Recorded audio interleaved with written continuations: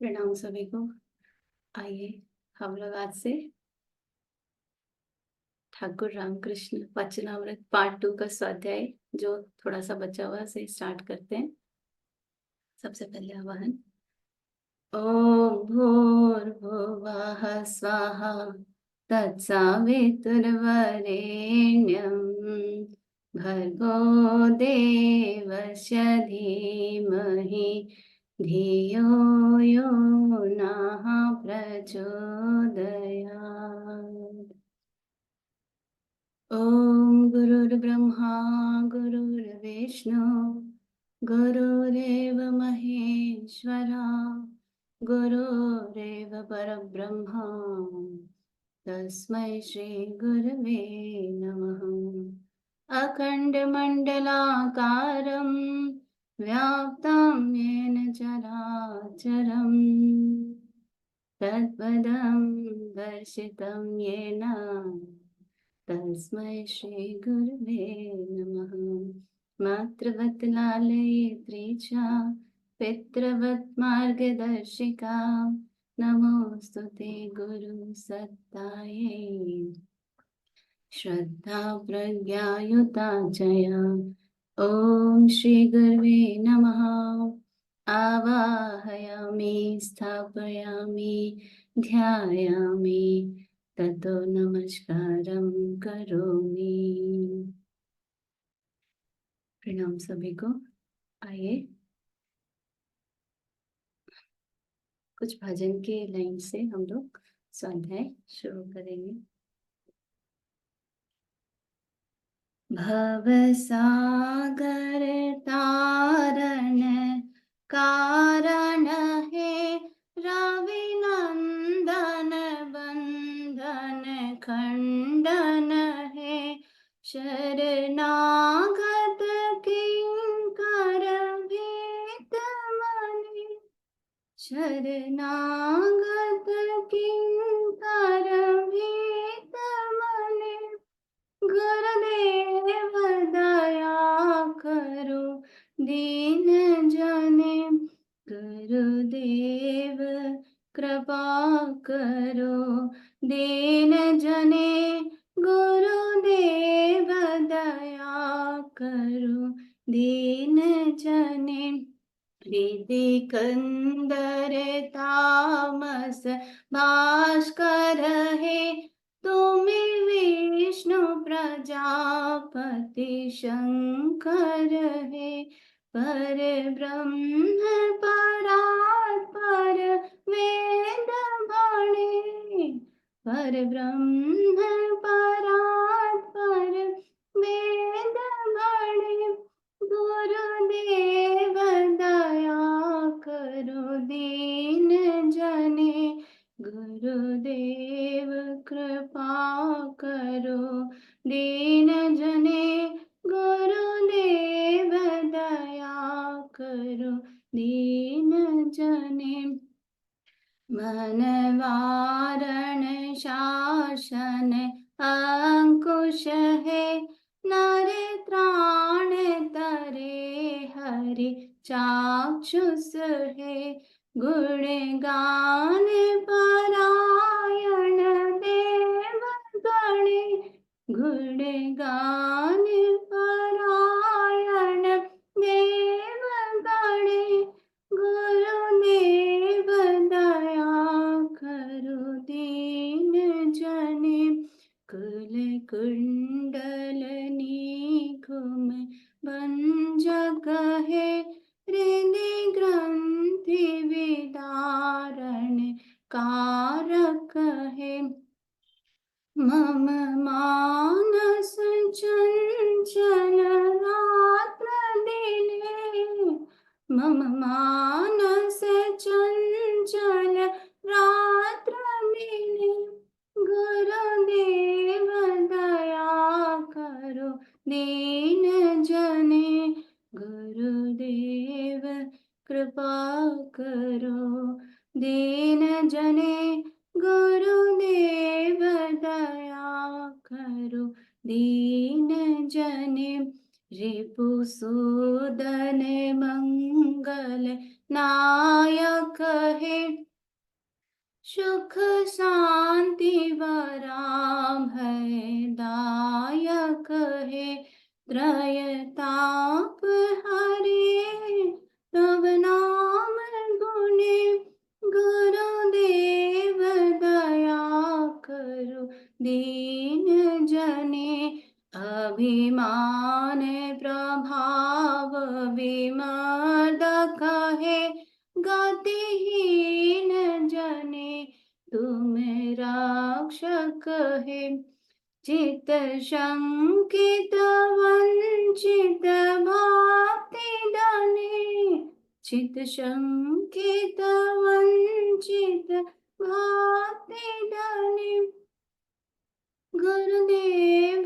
दया करु दीन जने, तब नाम सदा शुभ साधक है, पतिता धम मानव पावक है, महिमा तव गोचर शून्य मने, महिमा तव गोचर शून्य मने, गुरुदेव दया करु दीन जने, जय सद्गुरु ईश्वर प्रापक है, भाव रोग विकार विनाशक है, मन जैन रहे तव श्री चरण,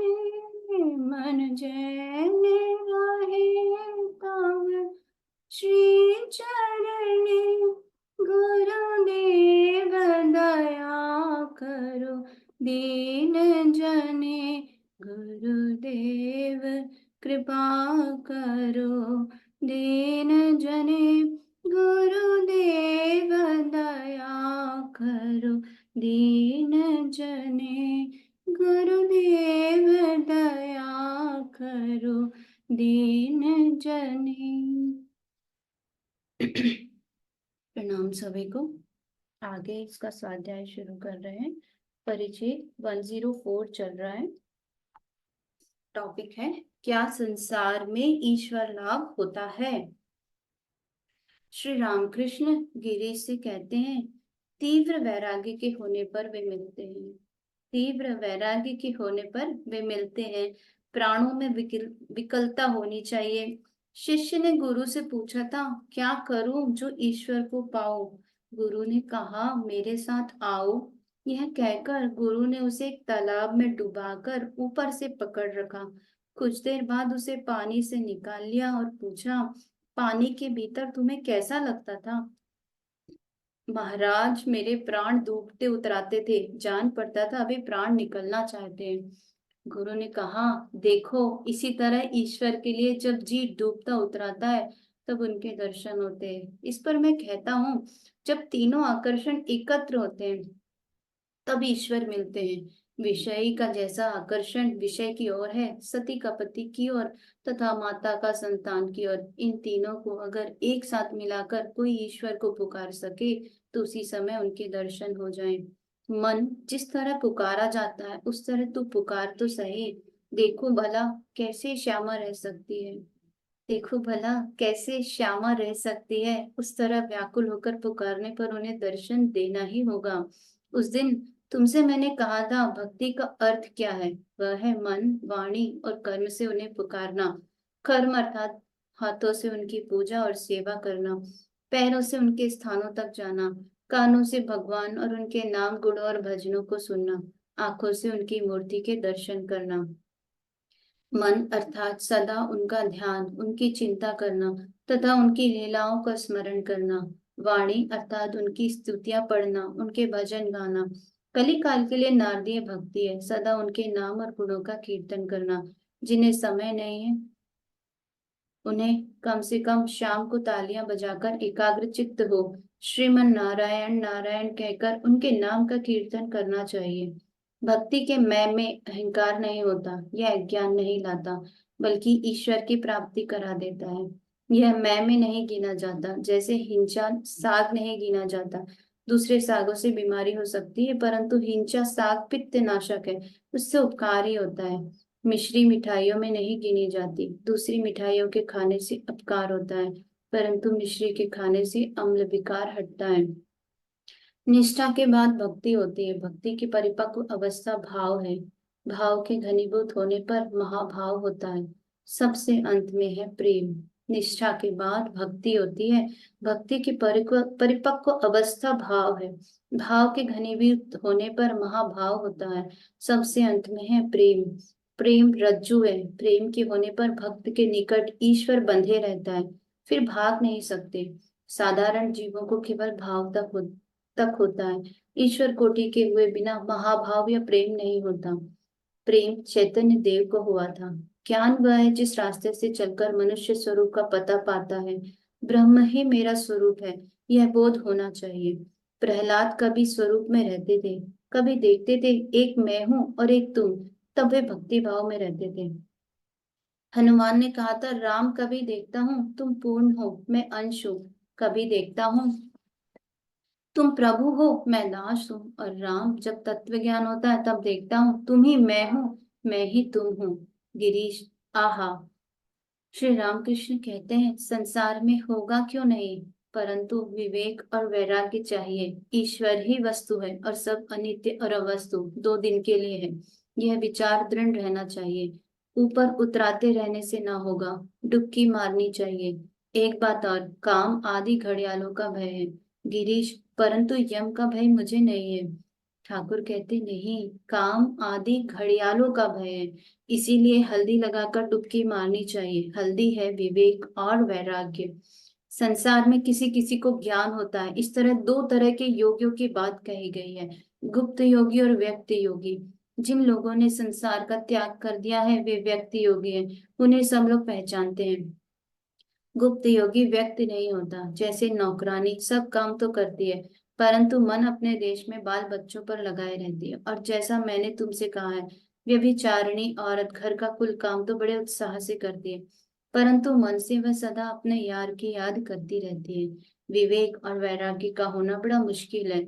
मैं करता हूँ और ये सब चीजें मेरी हैं, यह भाव बड़ी जल्दी दूर नहीं होता। एक डिप्टी को मैंने देखा, 800 रुपया महीना पाता है। ईश्वरी बातें हो रही थी, उधर उसका जरा भी मन नहीं लगा। एक लड़का साथ ले गया था, उसे कभी यहाँ बैठाता था कभी वहां। मैं एक आदमी को जानता हूँ, उसका नाम न लूंगा, खूब जप करता था, परंतु 10,000 रुपये के लिए उसने झूठी गवाही दी थी। इसीलिए कहा, विवेक और वैराग्य के होने पर संसार में भी ईश्वर प्राप्ति होती है। गिरीश कहते हैं, इस पापी के लिए क्या होगा। श्री रामकृष्ण ऊर्ध्व दृष्टि हो गाने लगे, ऐ जीवों, उस नरकंतकारी श्रीकांत का चिंतन करो। इस तरह कृतांत के भय का अंत हो जाएगा। उनका स्मरण करने पर भव भावना दूर हो जाती है। उस त्रिभंग के एक ही भूभ्रंग से मनुष्य इस घोर तरंग को पार कर जाता है। सोचो तो, किस तत्व की प्राप्ति के लिए तुम इस मर्त लोक में आए, पर यहाँ आकर चित्त में बुरी वृत्तियां भरना शुरू कर दिया। यह कदापि उचित नहीं, इस तरह तुम अपने को डुबा दोगे। अतएव इस नित्य पद की चिंता करके अपने इस चित्त का प्रायश्चित करो। ठाकुर गिरीश से कहते, उस त्रिभंग के एक ही भ्रू भंग से मनुष्य इस घोर तरंग को पार कर जाता है। महामाया के द्वार छोड़ने पर उनके दर्शन होते हैं। महामाया की दया चाहिए, इसलिए शक्ति की उपासना की जाती है। देखो ना, पास ही भगवान है, फिर भी उन्हें जानने के लिए कोई उपाय नहीं। बीच में महामाया है, इसीलिए राम सीता और लक्ष्मण जा रहे हैं। आगे राम है, बीच में सीता और पीछे लक्ष्मण। राम बस 2.5 हाथ के फासले पर है, फिर भी लक्ष्मण उन्हें नहीं देख पाते। उनकी उपासना करने के लिए एक भाव का आश्रय लिया जाता है। मेरे 3 भाव हैं, संतान भाव, दासी भाव और सखी भाव। दासी भाव और सखी भाव में मैं बहुत दिनों तक था। उस समय स्त्रियों की तरह गहने और कपड़े पहनता था। संतान भाव बहुत अच्छा है। वीर भाव अच्छा नहीं। मुंडे और मुंडिया, भैरव और भैरवियां, ये सब वीर भाव के उपासक है, परंतु प्रकृति को स्त्री रूप से देखना और रमण के द्वारा उसे प्रसन्न करना, इस भाव में प्रायः पतन हुआ करता है। गिरीश। मुझ में एक समय वही भाव आया था। ठाकुर चिंतित होते हुए से गिरीश को देखने लगे। गिरीश ने कहा, इस भाव का कुछ अंश शेष है, अब उपाय क्या है बतलाइए। ठाकुर थोड़ी देर चिंता करके फिर कहते, उन्हें आत्म मुख्याति दे दो, उनकी जो इच्छा हो वे करे। सत्व गुण तथा ईश्वर लाभ। श्री रामकृष्ण भक्त बालकों की बातें कर रहे हैं। ठाकुर गिरीश से कहते, ध्यान करता हुआ मैं उनके सब लक्षण देख लेता हूँ, घर से सवारूंगा। यह भाव उनमें नहीं है। स्त्री सुख सुख की इच्छा नहीं है, जिनकी स्त्री है भी वे उनके साथ नहीं सोते। बात यह है कि रजोगुण के बिना गए, शुद्ध सत्व गुण के बिना आए, ईश्वर पर मन स्थिर नहीं होता, उन पर प्यार नहीं होता, उन्हें मनुष्य पा नहीं सकता। गिरीश कहते, आपने मुझे आशीर्वाद दिया है। ठाकुर कहते, कब? परंतु हाँ, यह कहा है कि आंतरिकता के होने पर सब हो जाएगा। बातचीत करते हुए ठाकुर आनंदमय कहकर समाधि लीन हो रहे हैं। बड़ी देर तक समाधि की अवस्था में रहे, जरा समाधि से उतरकर कह रहे हैं, ये सब कहाँ गए? मास्टर बाबूराम को बुला लाए। श्री रामकृष्ण बाबूराम और दूसरे भक्तों की ओर देखकर बोले, सच्चिदानंद ही अच्छा है, और कारणानंद? इतना कहकर श्री रामकृष्ण गाने लगे। अब की बार मैंने अच्छा सोचा है, एक अच्छे सोचने वाले से मैंने सोचने का ढंग सीखा है। जिस देश में रात नहीं, मुझे उसी देश का एक आदमी मिला है। दिन की तो बात ही न पूछो, संध्या को भी मैंने बंध्या बना डाला है। मेरी आंखें खुल गई हैं, अब क्या फिर मैं सो सकता हूँ? मैं योग और याग में जाग रहा हूँ। माँ, योग निद्रा तुझे देकर नींद को ही मैंने सुला लिया है। सुहागा और गंधक को पीसकर मैंने बड़ा ही सुंदर रंग चढ़ाया है। आंखों की कूची बनाकर मैं मणि मंदिर को साफ कर लूंगा। रामप्रसाद कहते हैं, भुक्ति और मुक्ति दोनों को सिर पर रखे हुए हूँ, और काले ही ब्रह्म है, यह मर्म समझकर धर्म और अधर्म दोनों को मैंने छोड़ दिया है। फिर उन्होंने दूसरा गाना गाया। यदि काली काली कहते मेरी मृत्यु हो जाए, तो गंगा, गया, काशी, कांची, प्रभास आदि क्षेत्रों में मैं क्यों जाऊं? फिर वो कहने लगे, मैंने माँ से प्रार्थना करते हुए कहा था, माँ मैं और कुछ नहीं चाहता, मुझे शुद्ध भक्ति दो। गिरीश का शांत भाव देखकर श्री रामकृष्ण को प्रसन्नता हुई है। वे कह रहे हैं, तुम्हारी यही अवस्था अच्छी है, सहज अवस्था ही उत्तम अवस्था है। श्री रामकृष्ण नाट्य भवन के मैनेजर के कमरे में बैठे हुए हैं। एक ने आकर पूछा, क्या आप विवाह विभ्राट देखेंगे? अब अभिनय हो रहा है। श्री रामकृष्ण ने गिरीश से कहा, ये तुमने क्या किया? प्रहलाद चरित्र के बाद विवाह विभ्राट, पहले खीर देकर पीछे से कड़वी तरकारी। अभिनय समाप्त हो जाने पर गिरीश के आदेश से रंगमंच की अभिनेत्रियां श्री रामकृष्ण को प्रणाम करने लगी। सबने भूमिष्ठ होकर प्रणाम किया। भक्तगण कोई खड़े कोई बैठे हुए देख रहे हैं। उन्हें देखकर आश्चर्य होने लगा। अभिनेत्रियों में कोई कोई श्री रामकृष्ण के पैरों पर हाथ रखकर प्रणाम कर रही है। पैरों पर हाथ रखते समय ठाकुर कह रहे हैं, माँ बस हो गया, माँ बस रहने दो। बातों में करुणा सनी हुई थी। उनके प्रणाम करके चले जाने पर ठाकुर भक्तों से कह रहे हैं, सब वही है, एक एक अलग अलग रूप में। अब श्री रामकृष्ण गाड़ी पर चढ़े। गिरीश आदि भक्तों ने उनके साथ चलकर उन्हें गाड़ी पर चढ़ा दिया। गाड़ी पर चढ़ते ही श्री रामकृष्ण गंभीर समाधि में लीन हो गए। नारायण आदि भक्त भी गाड़ी में बैठे। गाड़ी दक्षिणेश्वर की ओर चल दी। देवी चौधरानी का पठन। परिच्छेद 105। दक्षिणेश्वर मंदिर में श्री रामकृष्ण। आज शनिवार है, 27 दिसंबर 1884, पूष की शुक्ला सप्तमी। बड़े दिन की छुट्टियों में भक्तों का अवकाश मिला है। कितने ही श्री रामकृष्ण का दर्शन करने आए हैं। सुबह को ही बहुतेरे आ गए। मास्टर और प्रसन्न ने आकर देखा, श्री रामकृष्ण अपने कमरे के दक्षिण दालान में थे। उन लोगों ने आकर ठाकुर की चरण वंदना की। श्रीयुत शारदा प्रसन्न ने पहले ही पहल श्री रामकृष्ण को देखा है। श्री रामकृष्ण ने मास्टर से कहा, क्यों जी, तुम बंकिम को क्यों नहीं ले आए? बंकिम स्कूल का विद्यार्थी है। श्री रामकृष्ण ने उसे बाग बाजार में देखा था। दूर से देखकर ही कहा था, लड़का अच्छा है। बहुत से भक्त आए हुए हैं। केदार, राम, नित्य गोपाल, तारक, सुरेश आदि और बहुत से भक्त बालक भी आए हुए हैं। कुछ देर बाद ठाकुर भक्तों के साथ पंचवटी में जाकर बैठे।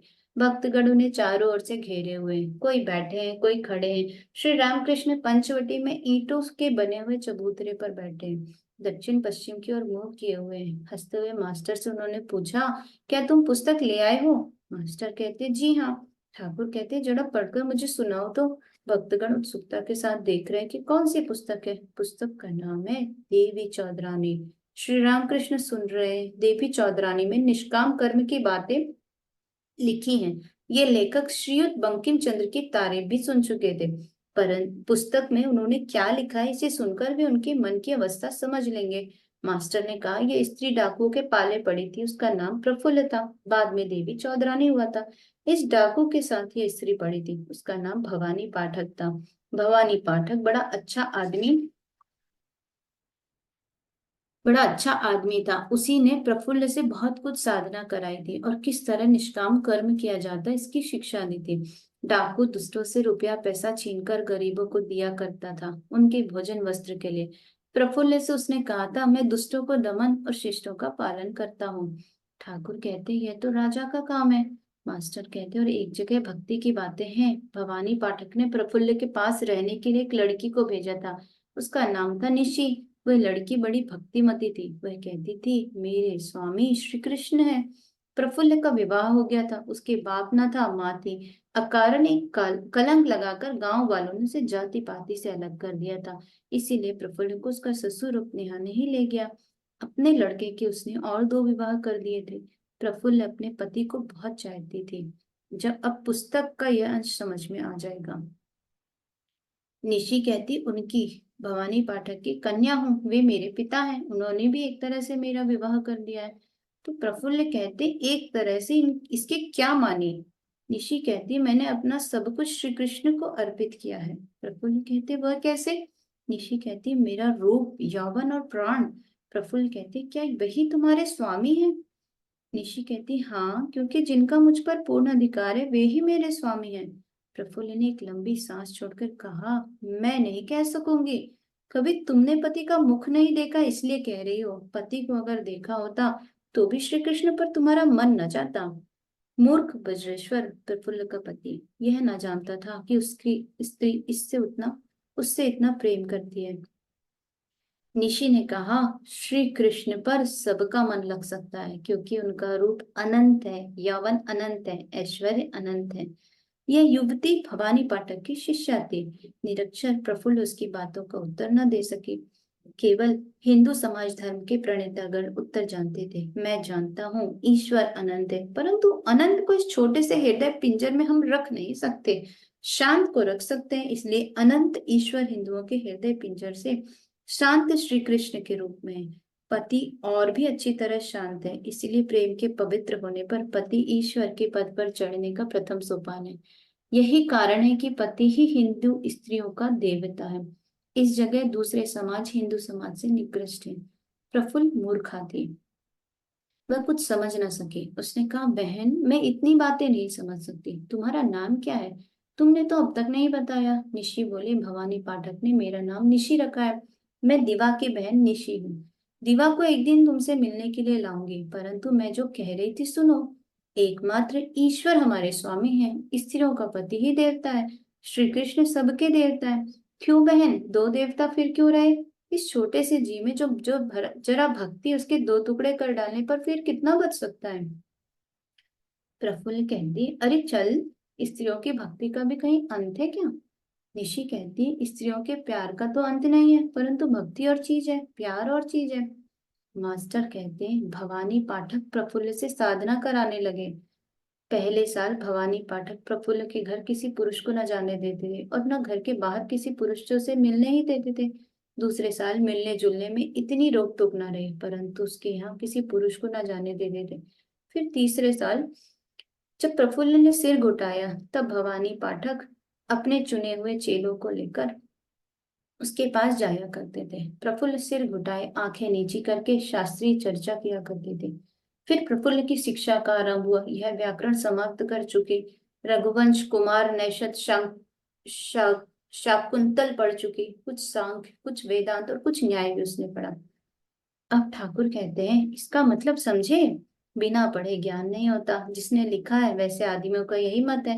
वे सोचते हैं पहले पढ़ना लिखना है फिर ईश्वर है। यदि ईश्वर को समझना है तो पढ़ना लिखना अत्यावश्यक है, परंतु अगर मुझे यदु मलिक से मिलना है तो उसके कितने मकान है, कितने रुपए हैं, कितने का कंपनी का कागज है, क्या यह सब पहले जानने की आवश्यकता है मुझे। मुझे इतनी खबरों का क्या काम। स्तव या स्तुति करके किसी भी तरह से हो, अथवा दरबान के धक्के ही सहकर किसी तरह घर के भीतर घुसकर यदु मलिक से मिलना चाहिए, और अगर रुपया पैसा और ऐश्वर्य की जानने की इच्छा हो तो यदु मलिक से पूछने ही से काम सिद्ध हो जाता है। बहुत सहज में ही मतलब निकल जाता है। पहले राम है, फिर राम का ऐश्वर्य, यह संसार। इसलिए वाल्मीकि ने मरा जाना था। म अर्थात ईश्वर और रा अर्थात संसार, उनका ऐश्वर्य। निष्काम कर्म और श्री रामकृष्ण, फल समर्पण और भक्ति। मास्टर कहते हैं प्रफुल्ल के अध्ययन समाप्त करने और बहुत दिनों तक साधना कर चुनने चुकने के पश्चात भवानी पाठक उससे मिलने के लिए आए। अब वे उसे निष्काम कर्म का उपदेश देना चाहते थे। उन्होंने गीता का एक श्लोक कहा, तस्मात् सक्ता सततम कार्य कर्म समाचार अशक्तो हत्याचरण कर्म परमाप्नोति पुरुषः। अनाशक्ति के इन्हीं उन्होंने 3 लक्षण बतलाए। इंद्रिय संयम, निरंकार, श्री कृष्ण के चरणों में फल समर्पण। निरंकार के बिना धर्माचरण नहीं होता। गीता में और भी कहा गया है, प्रकृते क्रियमाणानि गुणैः कर्माणि सर्वशः अहंकारम विमूढ़ात्मा कर्मातः मिति मन्यते। इसके पश्चात श्री कृष्ण को सब कर्मों का फलार्पण। उन्होंने गीता के श्लोक का उल्लेख किया, यद करोषि यदश्नासि यज्जुहोषि ददासि यत् यत् पश्यसि कौन्तेय तत्कुरुष्व मदर्पणम्। निष्काम कर्म के ये 3 लक्षण कहे हैं। श्री राम कृष्ण कहते हैं यह अच्छा है, गीता की बात है, अकाट्य है, परंतु एक बात है, श्री कृष्ण को फलार्पण कर देने के लिए तो कहा, परंतु उन पर भक्ति करने की बात तो नहीं कही। मास्टर कहते हैं यहाँ यह बात विशेषतः नहीं कही गई। फिर धन का व्यय किस तरह करना चाहिए यह बात हुई। प्रफुल्ल ने कहा यह सब धन श्री कृष्ण के लिए मैंने समर्पित किया। प्रफुल्ल कहते हैं जब मैंने अपने सब कर्म श्री कृष्ण को समर्पित किए तब अपने धन का भी समर्पण मैंने श्री कृष्ण को ही कर दिया। तो भवानी कहते सब, प्रफुल्ल कहते सब। भवानी ने कहा तो कर्म वास्तव में अनासक्त कर्म ना हो सकेगा। अगर तुम्हें अपने भोजन के लिए प्रयत्न करना पड़ा तो इससे आसक्ति होगी। अतएव संभवतः तुम्हें भिक्षावृत्ति के द्वारा भोजन का संग्रह करना होगा या इसी धन से अपनी शरीर रक्षा के लिए कुछ रखना होगा। भिक्षा में भी आसक्ति है, अतएव तुम्हें इसी धन से अपने शरीर की रक्षा करनी चाहिए। मास्टर ठाकुर से कहते हैं यह इनका पटवारीपन है। ठाकुर कहते हाँ यह इनका पटवारीपन है, हिसाबी बुद्धि है। जो ईश्वर को चाहता है वह एकदम कूद पड़ता है। देह रक्षा के लिए इतना रहे यह हिसाब नहीं आता। मास्टर कहते फिर भवानी ने पूछा धन लेकर श्री कृष्ण के लिए समर्पण कैसे करोगे। प्रफुल्ल ने कहा श्री कृष्ण सर्वभूतों में विराजमान है, अतः सर्वभूतों के लिए इसका व्यय करूंगी। भवानी ने कहा यह बहुत ही अच्छा है, और वे गीता के श्लोक पढ़ने लगे। यो माम पश्यति सर्वत्र सर्वं च मयि पश्यति तस्याहं न प्रणश्यामि स च मे न प्रणश्यति। सर्वभूतस्थितं यो मां भजते भजत्येकत्वमास्थितः सर्वथा वर्तमानोऽपि स योगी मयि वर्तते। ठाकुर कहते हैं ये उत्तम भक्त के लक्षण हैं। मास्टर पढ़ने लगे सर्वभूतों को दान करने के लिए बड़े परिश्रम की आवश्यकता है, इसीलिए कुछ साज सजावट कुछ भोग विलास की जरूरत है। भवानी पाठक ने इसीलिए कहा कभी कभी कुछ दुकानदारी की भी आवश्यकता होती है। ठाकुर कहते हैं विरक्ति के भाव से दुकानदारी की भी आवश्यकता होती है। जैसा आकार है वह बात भी वैसी ही निकलती है। दिन रात विषय की चिंता, मनुष्यों से धोखेबाजी, यह सब करते हुए बातें भी उसी ढंग की हो जाती हैं। मूली खाने पर मूली की ही डकार आती है। दुकानदारी ना कहकर वही बात अच्छे ढंग से भी कही जा सकती थी। वह कह सकता था अपने को अकर्ता समझ कर्ता की तरह कार्य करना।